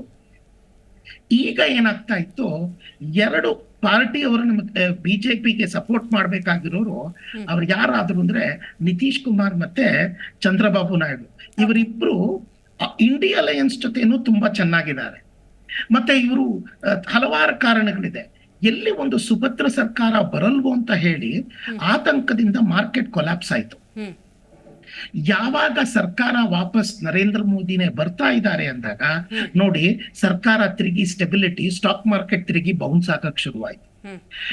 ಇದು ಸೂಕ್ಷ್ಮವಾಗಿ ನಾವು ಅರ್ಥ ಮಾಡ್ಕೋಬೇಕಾಗಿರೋದು ಏನು ಅಂದ್ರೆ, ಎಷ್ಟೇ ಸಫಾಲಜಿಸ್ಟ್ಗಳು ನಮ್ಮನ್ನ ನಾವು ಬ್ಲೇಮ್ ಮಾಡ್ಕೊಂಡ್ರು ಎಲ್ಲರನ್ನೂ ಬಿಜೆಪಿ ಸರ್ಕಾರ ಮ್ಯಾನಿಪುಲೇಟ್ ಮಾಡಕ್ಕಾಗಲ್ಲ.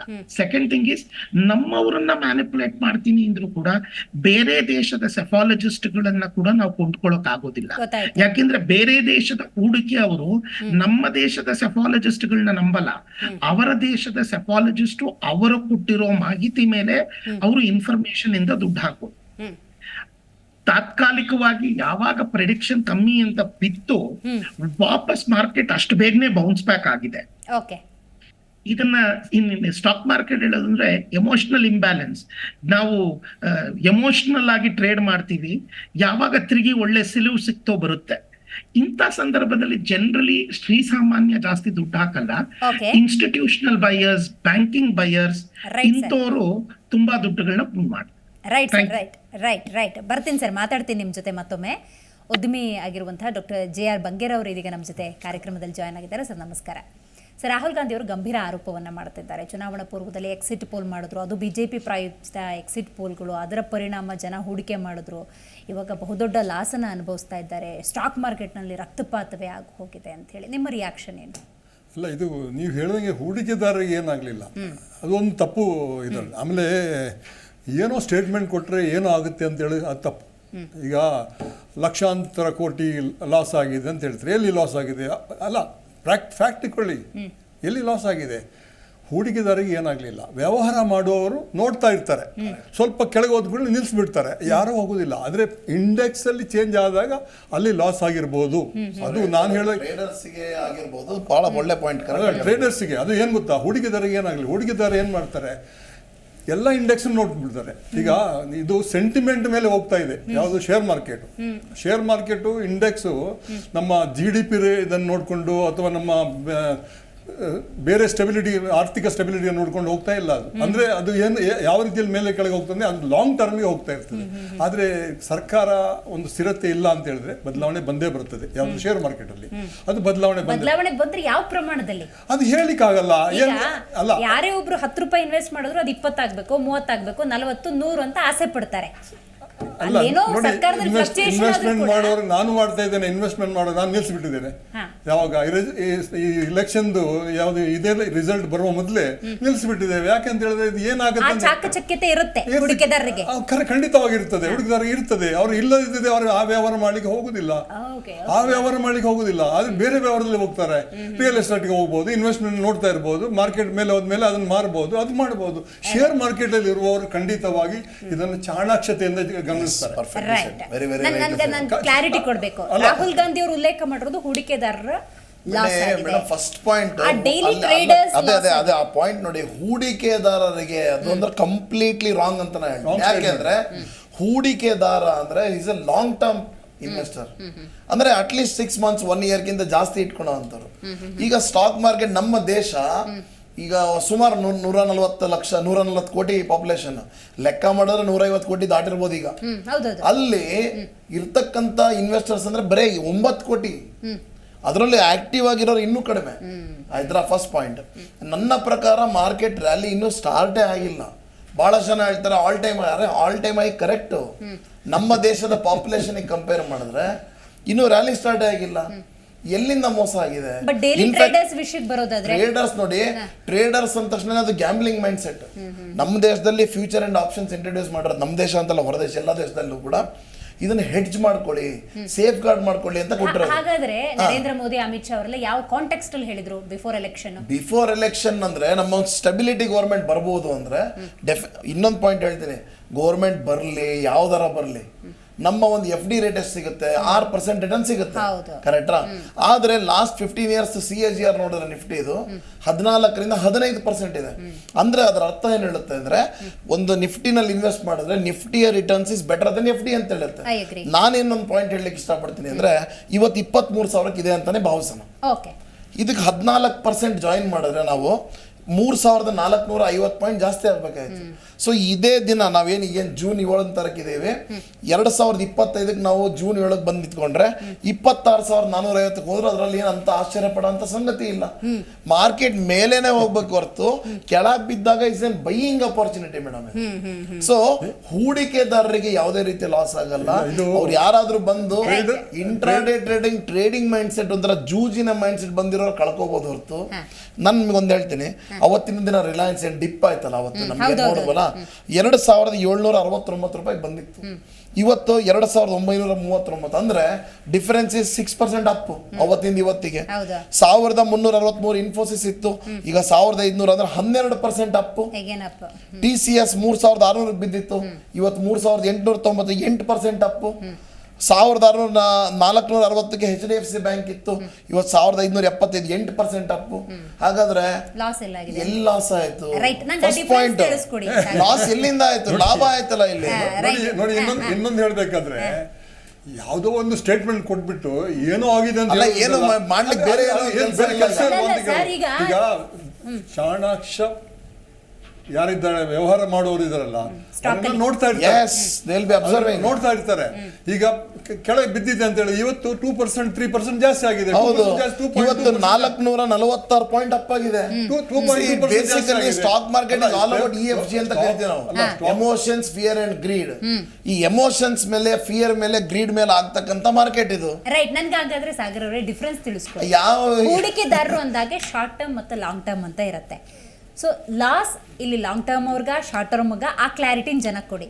ಸೇಮ್ ಟೈಮ್ ಈ ಡೈಲಿ ಟ್ರೇಡರ್ಸ್ ಅಂದ್ರೆ ಯಾರು, ಡೈಲಿ ಟ್ರೇಡರ್ಸ್ ಯಾವ ಮೈಂಡ್ ಸೆಟಲ್ಲಿ ಇನ್ವೆಸ್ಟ್ ಮಾಡ್ತಾರೆ, ಅದನ್ನು ಸ್ವಲ್ಪ ತಿಳಿಸ್ಕೊಡಿ. ಖಂಡಿತ. ಆ್ಯಕ್ಚುಲಿ ಸ್ವಲ್ಪ ನಾವು ಯಾಕೋ ನರೇಟಿವ್ ಇಂದ ಆಚೆ ಹೋಗ್ತಾ ಇದ್ದೀವಿ ಅಂತ ಅನಿಸ್ತಾ ಇದೆ. ಷೇರುಪೇಟೆ ರಕ್ತಪಾತಕ್ಕೂ ನಾವು ಮಾತಾಡ್ತಾ ಇರೋ ಈಗ ಇದು ವಿಷಯನು ಏನು ನಾನು ಹೊರಡಕ್ಕೆ ಇಷ್ಟಪಡ್ತೀನಿ ಅಂದರೆ, ನೀವು ಹೇಳ್ದಂಗೆ short term long term, short term long term ಏನಾಗುತ್ತೆ ಅಂದರೆ, as per text book tax ಪ್ರಕಾರ, ಗೌರ್ಮೆಂಟ್ ಪ್ರಕಾರ ಏನು ಹೇಳ್ತಾರೆ ಅಂದರೆ, 1 ವರ್ಷದ ಮೇಲೆ ನೀವು ಸೆಲ್ ಮಾಡಿದ್ರೆ ಅದು ಲಾಂಗ್ ಟರ್ಮು, 1 ವರ್ಷಕ್ಕಿಂತ ಕೆಳಗಡೆ ಮಾಡಿದ್ರೆ ಅದನ್ನ ಶಾರ್ಟ್ ಟರ್ಮ್ ಅಂತಾರೆ. ಒಂದು ಉದಾಹರಣೆ ಮೂಲಕ ನಿಮ್ಗೊಂದು ಎಕ್ಸಾಂಪಲ್ ಕೊಡ್ತೀನಿ. ಇವತ್ತು ಜೂನ್ 7ನೇ ತಾರೀಕು ಒಂದು ಶೇರ್ ಬೈ ಮಾಡ್ತಾರೆ, ಜೂನ್ 8ಕ್ಕೆ ನಾಳೆ ಮಾರಿದ್ರೆ ಅವ್ರನ್ನ ನಾವು ಇನ್ವೆಸ್ಟರ್ ಅನ್ನಲ್ಲ, ನಾವು ಅವ್ರನ್ನ ಟ್ರೇಡರ್ ಅಂತೀವಿ. ಟ್ರೇಡರ್ ಅಂದ್ರೆ ಶಾರ್ಟ್ ಟರ್ಮ್ ಮಾಡೋರು.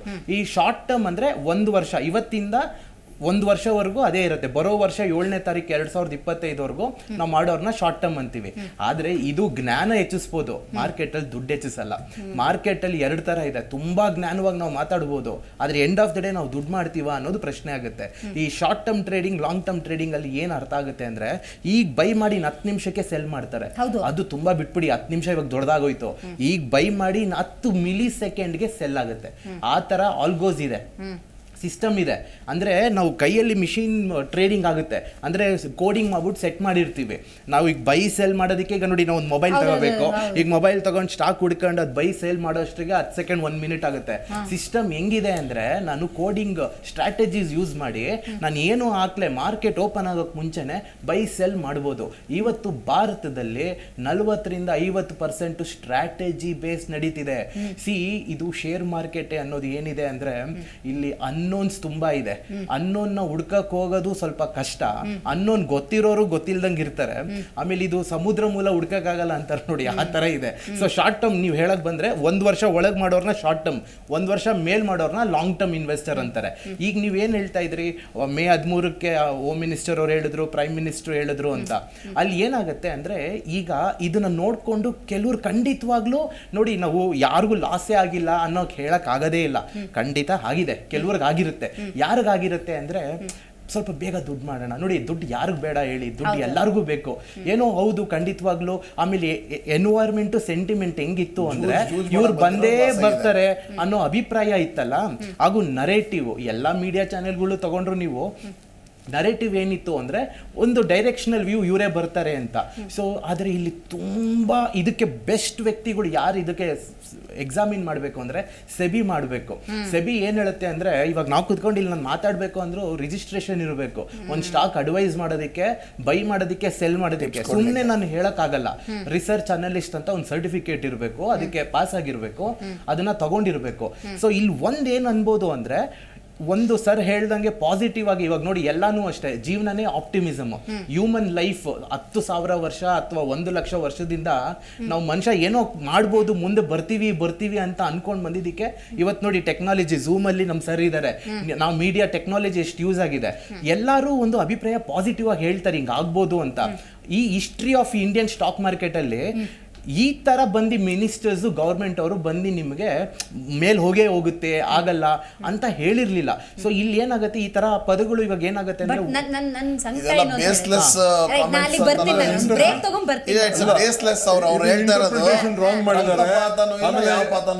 ಯಾರ ಮೇಲೆ ಗೂಬಿ ಕೂರಿಸ್ಲಿಕ್ಕೆ ಪ್ರಯತ್ನ ಅದೇ ಮಾಡಿದ್ದಾರೆ.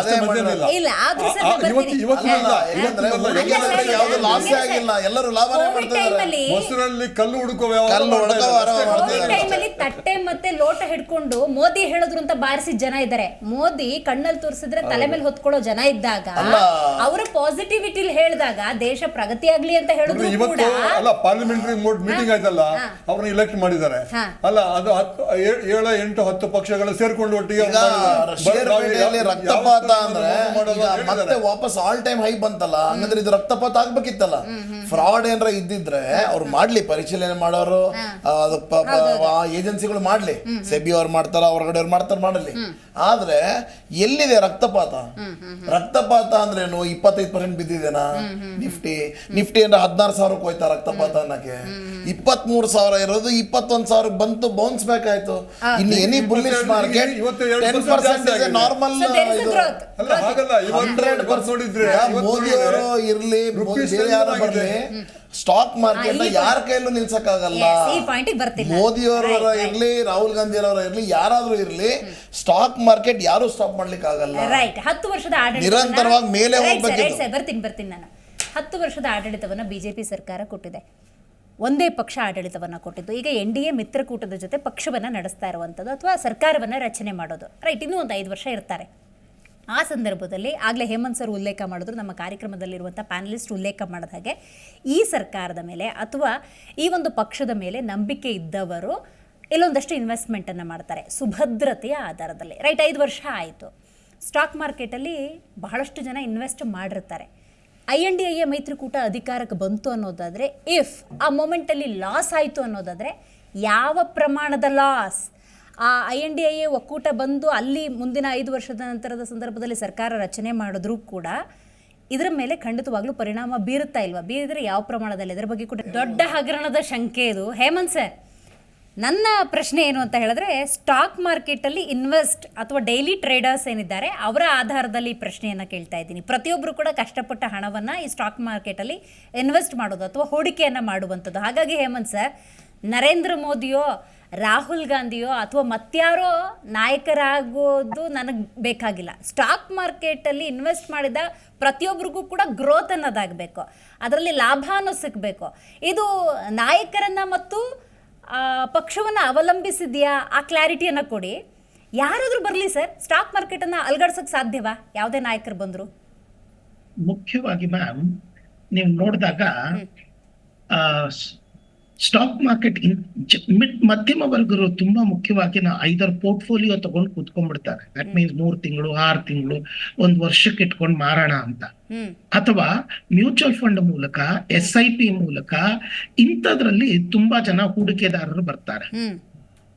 ಇದರಲ್ಲೂ ಕೂಡ ಸ್ವಲ್ಪ ಭಾಗ, ಇವಾಗ ನಾನೇ ತುಂಬಾ ಫಾಸ್ಟ್ ಆಗಿ ತುಂಬಾ ದುಡ್ಡು ಮಾಡ್ಬೇಕು ಅನ್ನೋ ಆಸೆ ಇದ್ದವನು ನನ್ನ ಹತ್ರ 100 ರೂಪಾಯಿ ಇದ್ರೆ ಅದ್ರಲ್ಲಿ ಒಂದು 20 ರೂಪಾಯಿ ಈ ತರ ಆಟ ಆಡ್ತೀನಿ, ಇನ್ನು 80 ರೂಪಾಯಿ ನಾನು ಕೂಡ ಸೇಫ್ ಆಗಿ ಒಂದ್ ಸ್ವಲ್ಪ ಜಾಸ್ತಿ ಬಂದ್ರೆ ಹಾಕ್ತೀನಿ ಅನ್ನೋ ಒಂದು ಮನೋಭಾವ ಇರುತ್ತೆ. ಆದ್ರೆ ಫಂಡಮೆಂಟಲ್ ಆಗಿ ಒಂದು ದೇಶ ನೋಡ್ಬೇಕು, ಇದು ರಾಜ್ಯ ಪೊಲಿಟಿಷಿಯನ್ ಇದಲ್ಲ. ಯಾತಕ್ಕೆ ಈ ತಳ್ಳಣ ಆಯ್ತು ಅಂತ ಹೇಳಿದ್ರೆ, ಬಿಜೆಪಿ ಫುಲ್ ಮೆಜಾರಿಟಿ ಆಗಿ ಮತ್ತೆ ಹಳೆ 10 ವರ್ಷದ ಪಾಲಿಸಿಗಳು ಏನೇನಿದೆಯೋ ಅದೇ ಕಂಟಿನ್ಯೂ ಆಗುತ್ತೆ ಮತ್ತೆ ಬೆಳೆಯುತ್ತೆ ಅನ್ನೋ ನಂಬಿಕೆಯಿಂದ ಎಲ್ಲರೂ ಸ್ಟಾಕ್ ಮಾರ್ಕೆಟ್ ಮೇಲೆ ದುಡ್ಡು ಹಾಕಿದ್ರು. ಯಾವಾಗ ಇವ್ರದ್ದು ಸಿಂಪಲ್ ಮೆಜಾರಿಟಿನೂ ಇವ್ರು ಬರ್ಲಿಲ್ವೋ, ಬೇರೆಯವ್ರ ಜೊತೆ ಅವಲಂಬಿತವಾಗಿರ್ಬೇಕು ಅಂದ್ರೆ ಅವರು ಹೇಳಿದ್ದನ್ನ ಇವರು ಅಗ್ರೆಸಿವ್ ಆಗಿ ಪಾಲಿಸಿ ಡಿಸಿಷನ್ಸ್ ತಗೊಳಕ್ ಆಗಲ್ವೇನೋ ಅನ್ಕೊಂಡು ಮಾರ್ಕೆಟ್ ಕುಸಿಯಿತು. ಯಾವಾಗ ಒಂದು ಸ್ಟೆಬಿಲಿಟಿ ಬರ್ತಿತ್ತು, ಇದು ವಾಪಸ್ ಬರುತ್ತೆ. ಇದೆಲ್ಲ ತಾತ್ಕಾಲಿಕವಾಗಿ ನಡೆಯೋ ಮೂಮೆಂಟ್. ಆದ್ರೆ ದೇಶ ಅನ್ನೋ ಒಂದು ದೃಷ್ಟಿಕೋನ ನೋಡಿದ್ರೆ ನಾವು ಸರಿಯಾದ ಪಥದಲ್ಲಿದ್ದೀವಿ. ಮತ್ತೆ ನಮ್ದು second highest, one of the highest GDP growth ಆಗಿದೆ ನಮ್ದು. ನಮ್ಮ ಗ್ರೋತ್, ನಾವು ಬೇರೆ ದೇಶಗಳ ಮೇಲೆ ತುಂಬಾ ಅವಲಂಬಿತವಿಲ್ಲ. ಬೇರೆ ದೇಶಗಳು ಕೋವಿಡ್ ಅಲ್ಲೋ ಅಥವಾ ಯುಕ್ರೇನ್ ರಷ್ಯಾ ವಾರ್ ಅಲ್ಲಿ ಸಫರ್ ಆಗಿರೋಷ್ಟು ನಾವು ಸಫರ್ ಆಗಿಲ್ಲ. ಆದ್ರಿಂದ ಈ ಬ್ಲಡ್ ಬಾತ್ ಅನ್ನೋ ಕಾನ್ಸೆಪ್ಟ್ ಫ್ಯೂಚರ್ ಅಲ್ಲೂ ಆಗುತ್ತೆ ಅನ್ನೋದು ನನ್ನ ಪ್ರಕಾರ ಏನಾಗಲ್ಲಮ್ಮ. ಕಳ್ಕೊಂಡಿದ್ದಾರಾ? ಈಗ ಏನೇ ನಾವು ಸ್ಟೇಟ್ಮೆಂಟ್ ಅನ್ನ ಕೊಡ್ತೀವಿ ಅನ್ನೋದಾದ್ರೂ ಕೂಡ ಅದಕ್ಕೆ ಸೂಕ್ತ ದಾಖಲೆಯನ್ನು ಅವರು ಒದಗಿಸಬೇಕಾಗುತ್ತೆ. ಡೈಲಿ ಟ್ರೇಡರ್ಸ್ ಟ್ರೇಡ್ ಮಾಡಬೇಕು ಅಂತ ಹೇಳಿದ್ರೆ ಅವರು ಲಾಸ್ ಆಗಿದ್ರು ಕೂಡ ಬುಕ್ ಮಾಡೋ ಮನಸ್ಥಿತಿಯಲ್ಲೇ ಬಂದಿರ್ತಾರೆ. ಅವರು ಅವರ ವ್ಯವಹಾರ ಏನು ಹೇಳಿದ್ರಂದ್ರೆ ಆಟ ಅನ್ನೋ ಒಂದು ಪದ ಉಪಯೋಗಿಸಿದ್ರು. ಎಷ್ಟು ಚೆನ್ನಾಗಿ ಹೇಳಿದ್ರು ಅಂದ್ರೆ, ಇಲ್ಲಿ ಬಂದಿರೋರು ಟ್ರೇಡರ್ಸ್ ಅಂತ ತಕ್ಷಣ ಕೆಲವು ಬಹಳಷ್ಟು ಜನ, ನಾನು ಸಾವಿರಾರು ಜನ ನೋಡಿದ್ದೀನಿ, ಅವ್ರೇನ್ ಹೇಳ್ತಾರೆ ಅಂದ್ರೆ, ಸರ್ ಕೆಲವೊಬ್ರು ಯಾರಾದ್ರೂ ಮಾತಾಡಿದ್ರೆ ನನಗೆ ಇಷ್ಟ ಆಗಲ್ಲ. ಯಾವ್ದು ಅಂದ್ರೆ, ಸರ್ ಇವತ್ತು ಬಹಳ ಚೆನ್ನಾಗಿತ್ತು ಆಟ ಅಂತಾರೆ. ಆಟನಾ? ಸ್ಟಾಕ್ ಮಾರ್ಕೆಟ್ ಆಟನಾ? ಇದು ಆಟ ಬಹಳ ಅಂದ್ರೆ ಇಮ್ಯಾಜಿನ್ ಮಾಡ್ಕೋಬೇಕು ಅವ್ರ ಮೈಂಡ್ ಸೆಟ್ ಏನು. ಅವ್ರೊಂಥರ ಆಟದ ತರ ಬಂದಿದಾರೋ ಇನ್ವೆಸ್ಟರ್ ಆಗಿ ಬಂದಿದಾರೋ? ಈ ಆಟಕ್ಕೆ ತರ ಬಂದಿರೋರು ಬೇರೆಯವ್ರಿಗೆ ಇನ್ವೆಸ್ಟರ್ ಆಗಿರೋರಿಗೆ ಬಂದಿರೋರಿಗೆ ದುಡ್ಡು ಕೊಟ್ಟೆ ಹೋಗ್ಬೇಕು. ಅಲ್ಲ, ಅದು ಹಣವೇ, ಅದು ಕಷ್ಟಪಟ್ಟು ದುಡಿದಿರ್ತಾರೆ. ಈ ಕಾನ್ಸೆಪ್ಟ್ ಆಗಲ್ವಾ? ರೇಸ್ ಕೋರ್ಸಿಗೆ ಹೋಗ್ತಾರೆ, ಅವರು ಕಷ್ಟಪಟ್ಟು ದುಡ್ಕೊಂಡ್ ಬಂದಿರ್ತಾರೆ ಅಂತಾನೆ ಭಾವಿಸಿ. ಅವ್ರು ರೇಸ್ ಕೋರ್ಸಿಗೆ ಹೋದಾಗ ಅಂದ್ರೆ ಕಷ್ಟಪಟ್ಟು ದುಡ್ಕೊಂಡ್ ಬಂದಿರೋ ದುಡ್ಡು ತಂದು ಹಾಕ್ತಾರೆ ಅಲ್ಲಿ. ರೇಸಿಗೆ ಯಾಕೆ ಹಾಕ್ಬೇಕು? ಟ್ರೇಡಿಂಗ್ ಯಾಕೆ ಮಾಡ್ಬೇಕು? ಇನ್ವೆಸ್ಟರ್ ಆಗಿರ್ಬೋದಲ್ಲ ನೀವು. 70% ಜನ ಇದಾರಲ್ಲ ಟ್ರೇಡರ್ಸ್, ಅದನ್ನ ಬಹಳ ಕೂಲಂಕಷ ಪರಿಶೀಲಿಸ್ತಾರೆ. ಅದೇನೋ ಅಷ್ಟು ಈಸಿಯಾಗಿ ಮ್ಯಾಮ್, ಇನ್ನೊಂದು ಏನು ಅಂದ್ರೆ, ಈಗ ಯಾರು ನಷ್ಟ ತಗೊಂಡ್ರು ಟ್ರೇಡರ್ಸ್ ಅಂದ್ರೆ 2 ತರ ಇದೆ ಮಾರ್ಕೆಟ್ ಅಲ್ಲಿ. ಮಾರ್ಕೆಟ್ ಮೇಲ್ ಹೋಗುತ್ತೆ ಅಂದ್ರೆ ಫಸ್ಟ್ ಬೈ ಮಾಡಿ ಸೆಲ್ ಮಾಡ್ತಾರೆ. ಮಾರ್ಕೆಟ್ ಕೆಳಗ್ ಬರುತ್ತೆ ಅಂದ್ರೆ ಫಸ್ಟ್ ಸೆಲ್ ಮಾಡ್ಬಿಟ್ಟು ಆಮೇಲೆ ಬೈ ಮಾಡ್ತಾರೆ. ಯಾರಿಗಾದ್ರೆ ಇನ್ಫಾರ್ಮೇಶನ್ ಇದು ಮಾರ್ಕೆಟ್ ಅಲ್ಲಿ ಇವ್ರಿಗೆ ಬರಲ್ಲ ಎಕ್ಸಿಟ್ ಪೋಲ್ ಪ್ರಕಾರ ಅಂತ ಏನೋ ಹೇಳ್ತಾ ಇದಾರಲ್ಲ, ನೀವು ರಿವರ್ಸ್ ಇಂಜಿನಿಯರಿಂಗ್ ಮಾಡಿ. ಅಂದ್ರೆ for every story there is a other side of a story ಅಂತ ಹೇಳ್ತೀವಿ. ಕನ್ನಡದಲ್ಲಿ ಹೇಳ್ಬೇಕಂದ್ರೆ ಎಲ್ಲಾರು ಒಂದೇ ನರೇಟಿವ್ ಅಲ್ಲಿ ಹೋಗ್ತಿದ್ದಾರೆ ಅಂದ್ರೆ ಇನ್ನೊಂದ್ ತರ ದಿಕ್ಕಲ್ಲಿ ನೋಡ್ಬೇಕು ನಾವು. ಈಗ ಹೇಳ್ತಾ ಇದಾರೆ ಮಾರ್ಕೆಟ್ ಎಕ್ಸಿಟ್ ಪೋಲ್ ಅಲ್ಲಿ ಎಲ್ಲ ಒಟ್ಟಿಗೆ ಕೊಟ್ರು ಅಂತ. ಈಗ ಎಕ್ಸಿಟ್ ಪೋಲ್ ಅಲ್ಲಿ ಇಂಟೆಲಿಜೆನ್ಸ್ ಇತ್ತು ಅಂತ ಹೇಳ್ತಿರಲ್ಲ, ಹಿಂಗ್ ಯೋಚನೆ ಮಾಡಿ. ಮಾರ್ಕೆಟ್ ಎಕ್ಸಿಟ್ ಪೋಲ್ ಅಲ್ಲಿ ಎಕ್ಸಾಬಿರೆಂಟ್ ಕೊಟ್ಟಿದೀವಿ, ನಮ್ಗೆ ಅನ್ಕೊಂಡ ಸೀಟ್ ಬರಲ್ಲ, ಇವರೇ ಫಸ್ಟ್ ಸೆಲ್ ಮಾಡಿಬಿಡಿರ್ಬೋದಲ್ಲ. ಮೇಲ್ ಹೋದಾಗ 3ನೇ ತಾರೀಕು, ಆಮೇಲೆ 4ನೇ ತಾರೀಕು ಬಂದಾಗ ಅಯ್ಯೋ ಬಿದ್ದಾಗ ಅವ್ರು ಪ್ರಾಫಿಟ್ ಮಾಡಿದ್ರು. 2 ತರ ಜನ ಇದ್ದಾರೆ. ಇಲ್ಲಿ ಕೆಳಗಿಂದ ಮೇಲ್ ಹೋಗೋರು ಒಂದು ಪಾರ್ಟಿಸಿಪೇಷನ್, ಮೇಲಿಂದ ಕೆಳಗ್ ಬರೋದು ಮೇಡಮ್. ಒಂದಂತೂ ಖಂಡಿತ, ಶೇರ್ ಮಾರ್ಕೆಟ್ ಅಲ್ಲಿ ಯಾವಾಗ್ಲೂ ಮೇಲ್ ಹೋಗಲ್ಲ, ಯಾವಾಗ್ಲೂ ಕೆಳಗ್ ಬರಲ್ಲ. ಹಾಗೂ ನೀವು ಕೇಳಿದ್ರೆ ಇನ್ನೊಂದು ಪ್ರಶ್ನೆ, ಈಗ ಒಂದು ರಾಜ್ಯದಲ್ಲಿ ರಾಜ ಸ್ಟ್ರಾಂಗ್ ಆಗಿದ್ರೇನೆ ಅದು ಎಲ್ಲ ಚೆನ್ನಾಗಿ ಹೋಗುತ್ತೆ. ಸ್ಟಾಕ್ ಮಾರ್ಕೆಟ್ ಹೆಂಗ್ ವರ್ಕ್ ಆಗುತ್ತೆ ಅಂದ್ರೆ, ಒಂದು ಕಂಟ್ರಿ ಸ್ಟ್ರಾಂಗ್ ಇರಬೇಕು, ಒಂದು ಗ್ಲೋಬಲ್ ವರ್ಲ್ಡ್ ಚೆನ್ನಾಗಿರ್ಬೇಕು, 3ನೇದು ಕಂಪನಿ ಚೆನ್ನಾಗಿರ್ಬೇಕು. ಅದೇ ಈಗ ಬಂದಿದ್ದ ಪ್ರಶ್ನೆ. ಆ ಪ್ರಶ್ನೆಗೆ ನಿಮ್ಗೆ ಕ್ಲೀನ್ ಆಗಿ ಉದಾಹರಣೆ ಕೊಡ್ತೀನಿ ನೋಡಿ. ಈಗ ಫಸ್ಟ್ ಕಂಪನಿ ಪ್ರಾಫಿಟ್ಸ್ ಗಳು ಚೆನ್ನಾಗಿದ್ರೆ ಆ ಕಂಪನಿ ಮೇಲ್ ಹೋಗುತ್ತೆ. ಅರ್ಥ ಆಯ್ತಲ್ವಾ? ಆ ಕಂಪನಿ ಎಲ್ಲಿ ವಹಿವಾಟ್ ಮಾಡುತ್ತೆ, ಭಾರತದಲ್ಲಿ ಮಾಡುತ್ತಾ ಅಥವಾ ವಿದೇಶಗಳಲ್ಲೆಲ್ಲ ಮಾಡುತ್ತಾ ಅಂತ. ಈಗ 2 ತರ ಕಂಪನಿಗೆ ಎಕ್ಸಾಂಪಲ್ ಕೊಡ್ತೀನಿ. ಎಕ್ಸಾಂಪಲ್ ಎ, ಆ ಕಂಪನಿ ಬರೀ ಇಂಡಿಯಾದಲ್ಲೇ ಮಾಡುತ್ತೆ, ಆ ಕಂಪನಿಗೆ ಗೌರ್ಮೆಂಟ್ ಪಾಲಿಸಿ ಎಫೆಕ್ಟ್ ಆಗುತ್ತೆ ಅನ್ಕೊಳ್ಳೋಣ. ಆಯ್ತು. ಸೊ ಗೌರ್ಮೆಂಟ್ ಪಾಲಿಸಿ ಏನಾದ್ರೂ ಫಾರ್ ಆಗಿ ಚೆನ್ನಾಗಿತ್ತು ಅಂದ್ರೆ ಅವಾಗ ಅವ್ರಿಗೆ ಸ್ಟೇಬಲ್ ಗೌರ್ಮೆಂಟ್ ಬೇಕು. ಇನ್ನೊಂದು ಕಂಪನಿ ಬಿ ಅನ್ಕೊಳ್ಳೋಣ. ಕಂಪನಿ ಬಿ ಒಂದು ಎಕ್ಸಾಂಪಲ್ IT ಕಂಪನಿ ಅನ್ಕೊಳ್ಳೋಣ. ಇಂಡಿಯಾದಲ್ಲಿ ಏನೇ ಆದ್ರೂ ಅವ್ರಿಗೇನು ತೊಂದರೆ ಇಲ್ಲ, ಅದು ಬೇರೆ ಕಂಟ್ರಿಗಳ ಮೇಲೆ ಅವಲಂಬನೆ ಆಗಿರುತ್ತೆ. ಯಾಕಂದ್ರೆ ನಾವು ಸರ್ವಿಸ್ ಅವ್ರು ಕೊಡ್ತಿರ್ತೀವಿ, ಎಕ್ಸ್ಪೋರ್ಟ್ ಮಾಡ್ತಿರ್ತೀವಿ. ಸೊ ಇಲ್ಲಿ ಒಂದೇ ಆಂಗಲ್ ಅಲ್ಲಿ ಎಲ್ಲ ತಗೊಳಕ್ ಆಗಲ್ಲ ನಾವು. ಆದ್ರೂ ಒಂದಂತೂ ಎನ್ಕ್ವೈರಿ ನಡಿಲೇಬೇಕು. ನೀವು ಹಾಕಿರೋ ರಕ್ತಪಾತ ಷೇರುಪೇಟೆಯಲ್ಲಿ ಕರೆಕ್ಟ್ ಆಗಿದೆ, ಆದರೆ ಯಾರೋ ಒಂದು ಇದಾರೆ, ಬಿಹೈಂಡ್ ಇದಾರೆ. ಅದು ಏನಾಗಿದೆ ಅಂತ ಎನ್ಕ್ವೈರಿ ಆಗಲೇಬೇಕು. ಏನಕ್ಕೆ ಎನ್ಕ್ವೈರಿ ಆಗಬೇಕು ಅಂದರೆ ಇಟ್ಸ್ ನಾಟ್ ಎ ಸ್ಮಾಲ್ ಮನಿ. ಯಾಕಂದರೆ ಮುಂಚಿತವಾಗಿ ನರೇಟಿವ್ ಏನು ಬಿಲ್ಡ್ ಮಾಡಿದ್ರು, ಮಾರ್ಕೆಟ್ ಮೇಲೆ ಹೋಗುತ್ತೆ, ಬೈ ಮಾಡಿ ಅಂತ ಎಲ್ಲೂ ಹೇಳಿರಲಿಲ್ಲ. ಆದರೆ ಮೇಲೆ ಹೋಗುತ್ತೆ, ಯೂಫೋರಿಯಾ ಇರುತ್ತೆ ಅಂತ ಹೇಳಿದರು. ಮೇ ತಿಂಗಳಲ್ಲಿ ಯಾರಾದ್ರೂ ಅನ್ಕೊಂಡು ನೀವೊಂದು ಹೇಳಿದ್ರಿ ಅವಾಗಲೇ, ಮೋದಿಜಿ ಅವರು ಕೋವಿಡಲ್ಲಿ ಏನು ಹೇಳಿದ್ರು ಮಾಡೋರು ತುಂಬ ಜನ ಇದ್ದಾರೆ ಅಂತ. ಆ ಥರ ಕೆಲವರು ಪಾಪ ಆಸೆ ಪಟ್ಟು ಏನು ಮಾಡಿರ್ತಾರೆ, ಹೌದಲ್ವಾ ಹೋಗ್ಬೋದೇನೋ ಅಂದ್ಬಿಟ್ಟು ಬೈ ಮಾಡಿರ್ತಾರೆ. ಇವತ್ತು ಸ್ಟಾಕ್ ಮಾರ್ಕೆಟ್ ಏನಾಗಿದೆ ಅಂದರೆ ವಿಡಿಯೋ ಗೇಮ್ ಥರ ಆಗಿದೆ. ಯಾರು ಬೇಕಾದ್ರೂ ಅಕೌಂಟ್ ಓಪನ್ ಮಾಡ್ಬೋದು, ಬೈ ಮಾಡ್ಬೋದು, ಸೆಲ್ ಮಾಡ್ಬೋದು, ಏನೇ ಅಡ್ವೈಸ್ ಕೊಡ್ಬೋದು. ಮಾಡಕ್ ಮುಂಚೆ ಆ ಥರ ಕೆಲವು ವ್ಯಕ್ತಿಗಳಿಗೆ ಈ 1 ತಿಂಗಳ ಹಿಂದೆ ಬಂದಿದಾರಲ್ಲ, ಅವರು ನಷ್ಟ ಆಗಿರ್ತಾರೆ. ಹಾಗೂ ಮಾರ್ಕೆಟಲ್ಲಿ ಅಂದ ಕಾಲದಿಂದ ಇರೋರು ಅವ್ರಿಗೂ ತೊಂದರೆ ಆಗಿದೆ.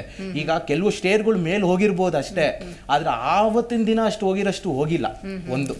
ಎರಡನೇದು, ಒಂದು ಎನ್ಕ್ವೈರಿ ಸೆಬಿ ಏನು ಫಸ್ಟ್ ಮಾಡಲೇಬೇಕು ಅಂದರೆ, ಈ ನರೇಟಿವ್ ಕೊಟ್ರಲ್ಲ ಇವರು ಮೇಲ್ ಹೋಗುತ್ತೆ ಅಂತ, ಮೇಲ್ ಹೋಗುತ್ತೆ ಅಂತ ಕೊಟ್ಮೇಲೆ ಒಂದು ಡಿಸ್ಕ್ಲೇಮರ್ ಕೊಡ್ಬೋದಾಗಿತ್ತು. ಅಕಸ್ಮಾತ್ ಏನಾದ್ರೂ ವ್ಯತ್ಯಾಸ ಆದ್ರೆ ನೀವು ನಿಮ್ ದುಡ್ಡು ಹೊಣೆಗಾರಿಕೆ ಇಟ್ಕೋಬೇಕು ಅಂತ.